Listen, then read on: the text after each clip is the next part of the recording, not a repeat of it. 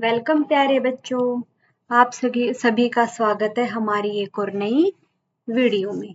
आज हम इसमें कक्षा 6 का पाठ नंबर 11 यानी कि अध्याय नंबर 11 पढ़ने वाले हैं, जिसका नाम है जो देखकर भी नहीं देखते। देखो बच्चों, जैसे कि हमें नाम से पता चल रहा है कि जो देख सकते हैं, यानी कि जो देखकर भी क्या कर देते हैं, अनदेखा कर देते हैं, देखकर भी नहीं देखते। आज जब इस पाठ के बारे में पढ़ेंगे कि इसमें जो हमारे लेखक हैं या फिर जो भी हमारी लेखिका है, वो हमें क्या बताना चाह रही है, हमें क्या समझाना चाह रही है। आज हम इस पाठ को ध्यान से पढ़ेंगे और समझेंगे। चलिए प्यारे बच्चों, पढ़ना शुरू करते हैं।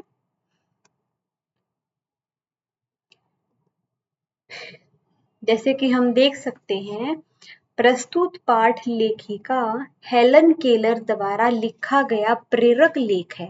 यानी कि जो ये पाठ है, ये कहानी है, ये किसने लिखी है? हेलन केयर ने लिखी है। ये इसकी लेखिका है, यानी कि एक औरत है जिसने इस पाठ को लिखा है। जो स्वयं दृष्टिहीन और बधिर थी, यानी कि वो कैसी थी? दृष्टिहीन का मतलब होता है बेटा जो देख नहीं सकती, यानी कि अंधी, और बधिर का मतलब होता है बहरी, जो सुन नहीं सकती। प्रस्तुत पाठ लेखिका हेलन केयर द्वारा लिखा गया है और वह अंधी भी है और बहरी भी है। पाठ के द्वारा उन्होंने मनुष्य को अपना जीवन बेहतर बनाने की प्रेरणा दी है। यानी कि वो हमें पाठ के द्वारा, अपने लेख के द्वारा हमें क्या बताना चाहिए कि हम अपने जीवन को बेहतर बना सकते हैं, हम अपने जीवन को अच्छा बना सकते हैं। इन सभी के बारे में हमें बताया गया है। लेखिका की सहेली कुछ दिन पहले जंगल की सैर कर आई थी। लेखिका ने जानना चाहा कि उसने जंगल में क्या देखा, परंतु उसने बताया कि कुछ खास नहीं। लेखिका को ऐसे उत्तर सुनने की आदत हो गई थी, इसलिए उन्हें अपनी सहेली के जवाब पर आश्चर्य नहीं हुआ। लेखिका को लगता था कि कोई इतना घूमकर भी विशेष चीजें कैसे नहीं देख सकता, जबकि वो दृष्टिहीन यानी कि अंधी होते हुए भी सब कुछ देख लेती है। देखो, कुछ दिनों पहले जो लेखिका की सहेलियां हमें जंगल में घूमने के लिए गई थी, उन्होंने वहां के पेड़ पौधे, जानवरों के बारे में जाना, और लेखिका ने अपनी सहेलियों से पूछा कि तुमने जंगल में क्या देखा, क्या चीजें महसूस की। लेकिन उनकी सहेलियों ने उसे कहा कि ऐसा कुछ भी खास नहीं था। जंगल में ऐसी भी कोई बताने वाली बात नहीं है कि जो हम तुम्हें बताएं और जिसे तुम भी देखना चाहो।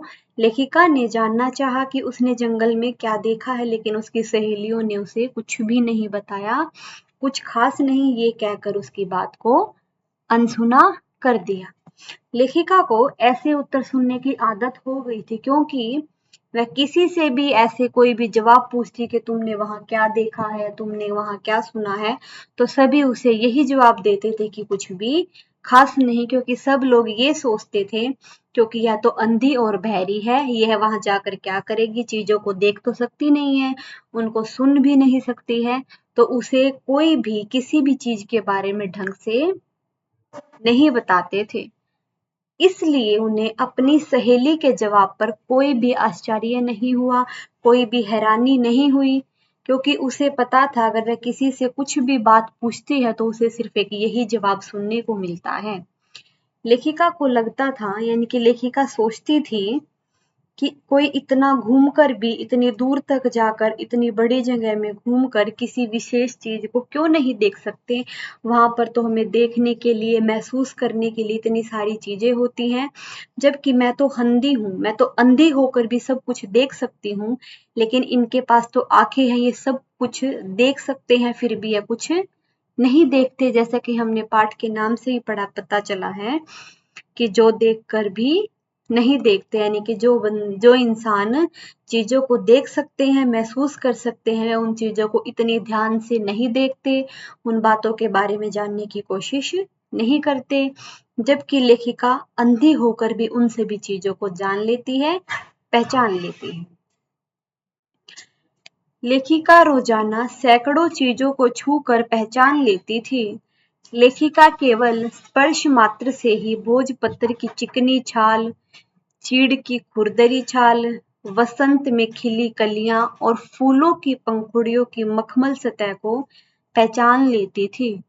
अपनी उंगलियों के बीच बहते पानी को महसूस करने में उसे बहुत आनंद मिलता था। बदलता मौसम उसके जीवन में खुशियां भर देता। जब चीजों को छूने मात्र से ही उन्हें इतनी खुशी मिलती थी। यदि वे इन सब चीजों को देख पाती तो मैं उनमें खो जाती। देखो इसमें लेखिका हमें क्या बताना चाह रही है कि लेखिका रोजाना सैकड़ों चीजों को छूकर पहचान लेती थी।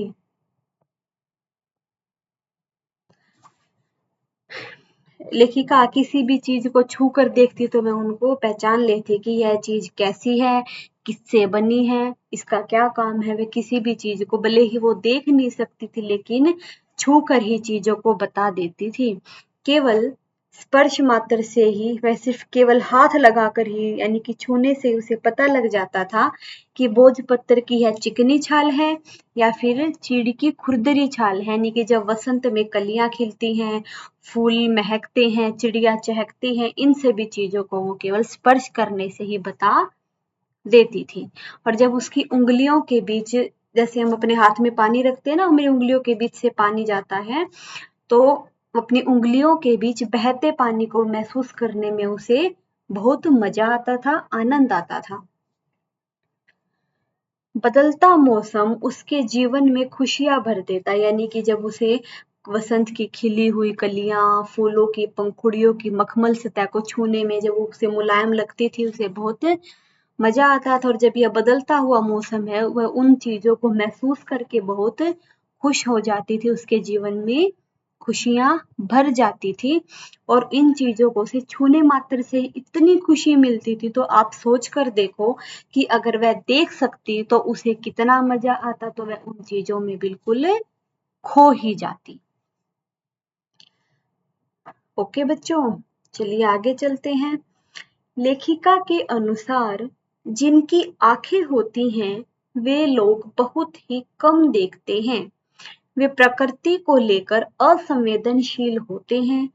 मनुष्य के पास जिस चीज की भी कमी होती है उसे वह पाने के लिए ललायित रहता है। ईश्वर से प्राप्त दृष्टि को मानव एक साधारण वस्तु समझकर उसका उचित प्रयोग करता ही नहीं है, परंतु यदि किसी चीज का उचित प्रयोग किया जाए तो जीवन में इंद्रधनुषी रंग भरे जा सकते हैं।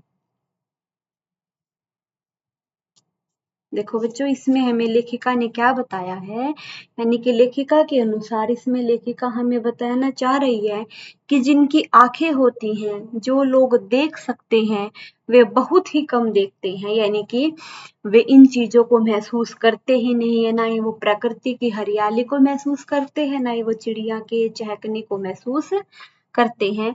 वे प्रकृति को लेकर बिल्कुल असंवेदनशील होते हैं। उन्हें इन चीजों से कोई फर्क ही नहीं पड़ता, वे इन चीजों को महसूस नहीं करते। मनुष्य के पास जिस चीज की कमी होती है ना, वह उसे ही पाने के लिए उत्सुक रहता है, उसे ही पाना चाहता है। मनुष्य के पास जिस चीज की कमी होती है उसे ही उस चीज का मूल्य पता चलता है। यानी कि जो देखो बच्चों, जो चीज हमारे पास नहीं होती हमें उसी का पता चलता है ना कि ये चीज हमारे लिए कितनी जरूरी है।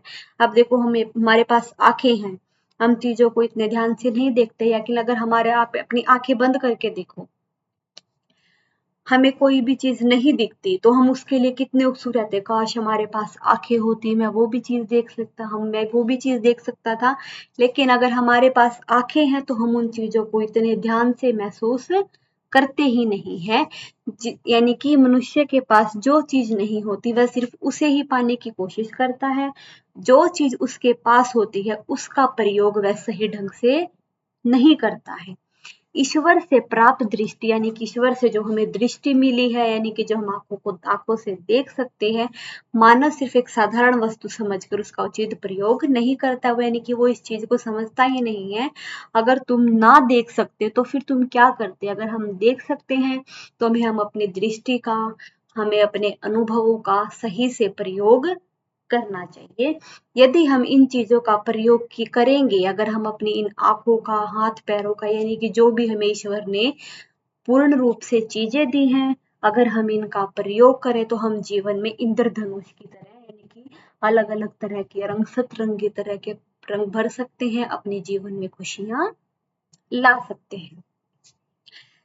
ये हमने पाठ को पढ़ लिया है, एक बार हम फिर से रिवाइज करेंगे ताकि बच्चों को अच्छे से समझ में। इसमें हमें लेखिका ने अपने जीवन को बेहतर बनाने की प्रेरणा दी है, यानी कि जिन चीजों का हम अच्छे से प्रयोग नहीं करते, ढंग से प्रयोग नहीं करते, उन चीजों का हम उन अपनी चीजों का ढंग से प्रयोग करके कैसे हम अपने जीवन को खुशियों से, रंगों से भर सकते हैं। इन सभी चीजों के बारे में लेखिका ने हमें बताया है।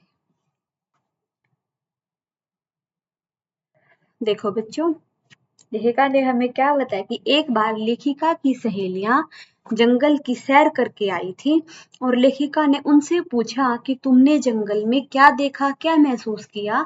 लेकिन उसकी सहेलियों ने कहा कि हमने तो कुछ खास नहीं देखा। लेखिका को ऐसे उत्तर सुनने की आदत हो गई थी, इसलिए उन्हें अपनी सहेली के जवाब पर कोई भी आश्चर्य यानी कि कोई भी हैरानी नहीं हुई थी। और लेखिका को लगता है कि क्या हम कहीं इतनी अच्छी जगह पर जाकर इतना घूम कर कोई हम खास चीज कैसे नहीं देख सकते। ऐसा तो हो ही नहीं सकता, जबकि मैं तो अंधी हूँ, कुछ भी नहीं देख सकती। मैं भी सिर्फ चीजों को छूने मात्र से ही, हाथ लगाने से ही इतनी सारी चीजों को देख सकती हूँ, महसूस कर सकती हूँ, लेकिन ये देखकर भी क्यों नहीं देख सकते। लेखिका को तो सिर्फ रोज सैकड़ों चीजों को यानी कि हजारों चीजों को छू कर ही बता देती थी कि ये चीज क्या है, चाहे तो वह भोजपत्र की चिकनी छाल हो या फिर चीड़ की खुरदरी छाल हो या फिर वसंत में कलियां खिली हुई हो, फूलों की पंखुड़ियों की मखमल जो सतह होती है, इन सभी चीजों को वह सिर्फ हाथ लगाने से, छूने मात्र से ही बता देती थी। अपनी उंगलियों के बीच बहते पानी को महसूस करने में उसे बहुत मजा आता था। जैसे कि हम अपनी हथेली पर, अपने हाथ पर हम पानी डालते हैं ना, फिर हमारी उंगलियों के बीच से पानी निकलता है। वो देख तो सकती नहीं थी, लेकिन महसूस तो कर सकती है। लेकिन उसे वो सिर्फ महसूस करना ही बहुत अच्छा लगता है। जब मौसम बदलता है यानी कि वसंत आती है, पुराने पत्ते गिरते हैं, नए पत्ते आते हैं, नए फूल उगते हैं, तो जब बदलता हुआ मौसम उसके जीवन में खुशियां भर देता था, क्योंकि वह उन सभी चीजों को छूने से ही इतनी खुश हो जाती। तो तुम सोच कर देखो कि अगर वह छूने से इतनी खुशी मिलती है उसे, अगर वह इन सभी चीजों को देख पाती तो वह उनमें तो खो ही जाती, उसे कुछ याद ही नहीं रहता। ठीक है बच्चों, अब आगे चलते हैं। लेखिका के अनुसार लेखिका ने बताया है कि जिसकी आंखें होती है ना, वे लोग तो बहुत कम देखते हैं, यानी कि उनका सही ढंग से प्रयोग नहीं करते हैं, चीजों को अच्छे से महसूस नहीं करते हैं, वे प्रकृति को लेकर असंवेदनशील होते हैं। और मनुष्य के पास जिस चीज की भी कमी होती है वह सिर्फ उसे पाने के लिए ही उत्सुक रहता है, ललायित रहता है। ईश्वर से प्राप्त दृष्टि यानी कि जो भगवान ने हमें दृष्टि दी है, वो मानव सिर्फ उसे एक साधारण सी वस्तु समझता है और उसका सही ढंग से प्रयोग नहीं करता। अगर हम अपनी इन चीजों का, दृष्टि का, हाथ पैरों का, जो भी भगवान ने हमें, ईश्वर ने हमें दी है, इनका सही ढंग से प्रयोग करें तो हम अपने जीवन में इंद्रधनुष की तरह रंगों को भर सकते हैं। ठीक है बच्चों, ये था हमारा पाठ, हमारी कहानी। इसको हमने पढ़ा है और समझ लिया है। आगे चलते हैं हम इनके प्रश्न उत्तरों पर। निबंध के जो प्रश्न उत्तर हैं वो करेंगे इसमें। और निबंध से प्रश्नों में हमारा पहला प्रश्न है, जिन लोगों के पास आंखें हैं वे सचमुच बहुत कम देखते हैं। जिन लोगों के पास आंखें हैं वे सचमुच बहुत कम देखते हैं। हेलन केलर को ऐसा क्यों लगता है, यानी कि उन्होंने ये बात क्यों कही है, उसे ऐसा क्यों लगता है। चलिए बच्चों जानते हैं। एक बार हेलन केलर की प्रिय मित्र जंगल में घूमने गई थी, यानी कि जो हेलन केलर यानी कि लेखिका है, उसकी कुछ सहेलियां जंगल में घूमने गई थी। जब वह वापस लौटी, यानी कि जो उसकी सहेलियां हैं जंगल से वापस लौट कर आई, तो हेलन केलर ने उनसे जंगल के बारे में जानना चाहा, जंगल के बारे में पूछा कि तुमने वहां क्या देखा, क्या चीजें महसूस की, उनकी प्राकृतिक चीजों के बारे में। 1 मिनट रुको बच्चों।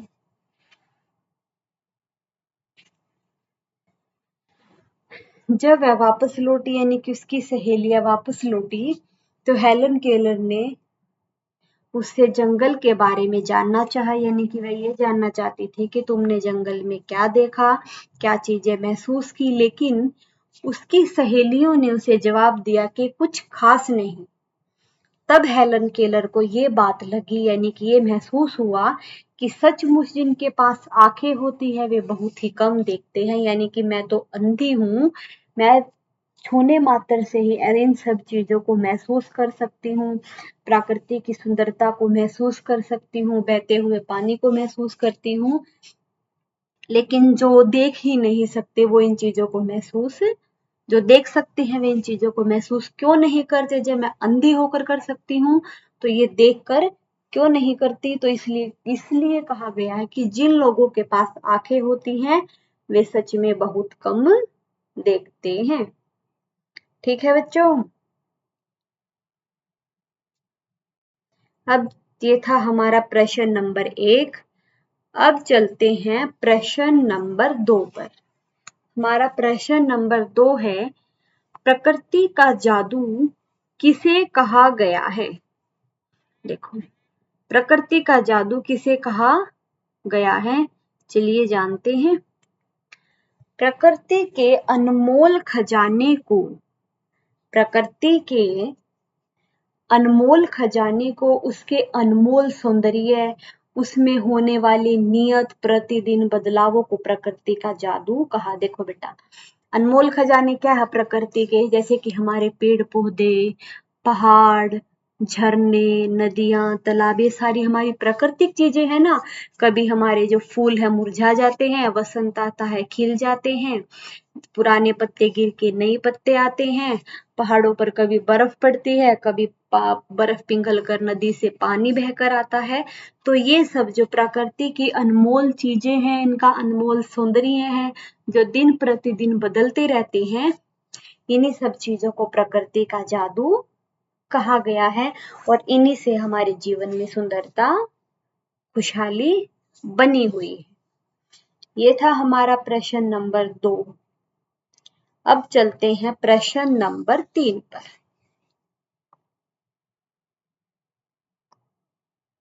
कुछ खास तो नहीं, कुछ खास तो नहीं, हेलन की मित्र ने यह जवाब किस मौके पर दिए और यह सुनकर हेलन को आश्चर्य क्यों हुआ। देखो बच्चों, जब हेलन की जो सहेलियां थी जंगल में घूमने के लिए गई थी और तब हेलन ने उनसे पूछा कि तुमने जंगल में क्या देखा, तो उसकी सहेलियों ने कहा था ना कि कुछ खास नहीं।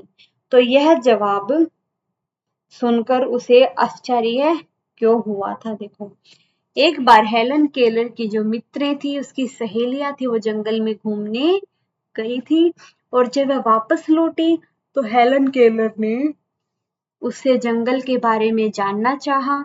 तब उसकी मित्र ने जवाब दिया कि कुछ खास नहीं। है तो हमें ये पता चल गया कि किस मौके पर जवाब दिया। अब उन्होंने ये जवाब सुनकर उसको आश्चर्य क्यों हुआ। यह सुनकर हेलन केलर को बड़ा ही आश्चर्य हुआ है कि लोग कैसे आंखें होकर भी नहीं देखते, क्योंकि वे तो आंखें न होने के बावजूद भी प्रकृति की बहुत सारी चीजों को केवल स्पर्श से ही महसूस कर लेती है। देखो बच्चों, वो इसमें हेलन केलर बताना चाह रही, उसे आश्चर्य इसलिए हुआ है कि मेरे पास तो आंखें भी नहीं है, मैं फिर भी सारी चीजों को सिर्फ छूने मात्र से ही देख सकती हूँ, महसूस कर सकती हूँ, और मैं तो हजारों चीजों को देखती हूँ, हजारों चीजें महसूस करती हूँ, लेकिन इनके पास तो आंखें थी। इन्होंने जो चीजें मैं बिना आंखों के महसूस करती हूँ, इन्होंने आंखों से उन चीजों को क्यों नहीं देखा है, क्यों नहीं महसूस किया है। तो इसलिए उनके ऐसे जवाबों को सुनकर वो आश्चर्य हो गई थी। ये था हमारा प्रश्न नंबर 3। अब चलते हैं बच्चों प्रश्न नंबर 4 पर। हेलन केलर प्रकृति की किन चीजों को छूकर और सुनकर पहचान लेती थी। पाठ पढ़कर इनका उत्तर लिखो। देखो बच्चों, प्रकृति की किन चीजों को वो छूकर बता देती थी और किसको सुनकर पहचान लेती थी, चलिए जानते हैं। हेलन केलर भोजपत्र थे जो कि पेड़ की चिकनी छाल, यानी कि जो भोजपत्र बनते थे ना जिनसे जो पेड़ की चिकनी छाल होती है उनको पहचान लेती थी।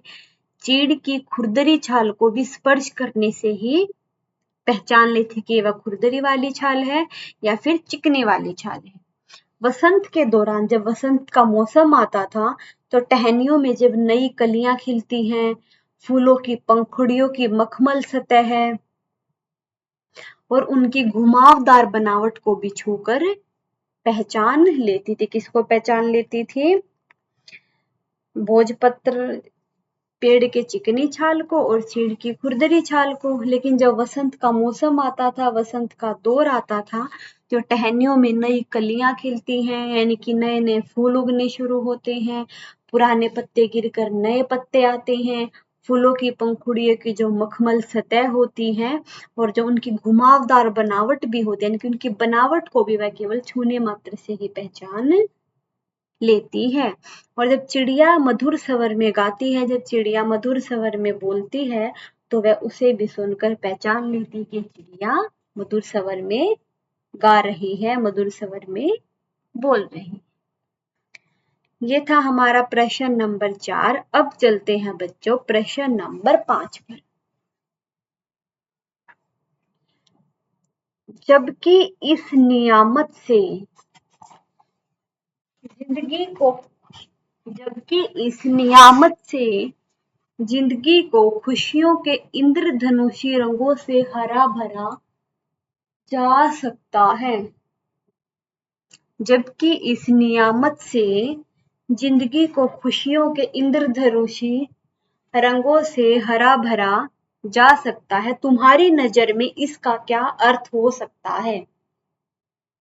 इसका क्या अर्थ हो सकता है? चलिए बच्चों जानते हैं।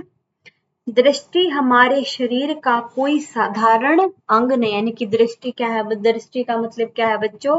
कि हम देख सकते हैं, यानी कि जो हमें भगवान ने दृष्टि दी है, हमें आंखें दी हैं, कि हमारे जीवन का कोई भी एक साधारण अंग नहीं है, बल्कि यह तो ईश्वर प्रदत्त नियामत है, या तो एक ईश्वर का आशीर्वाद है, ईश्वर की दी हुई देन है।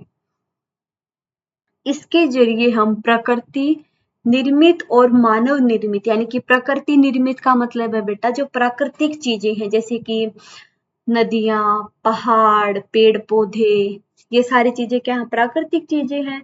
यानी कि प्राकृतिक निर्मित और मानव निर्मित का मतलब है यानी कि जो चीजें मानव ने बनाई है, मनुष्य ने बनाई है, तो हम प्राकृतिक की चीजें और मानव की बनाई हुई चीजें हर एक वस्तु का आनंद उठा सकते हैं, उन्हें देख सकते हैं।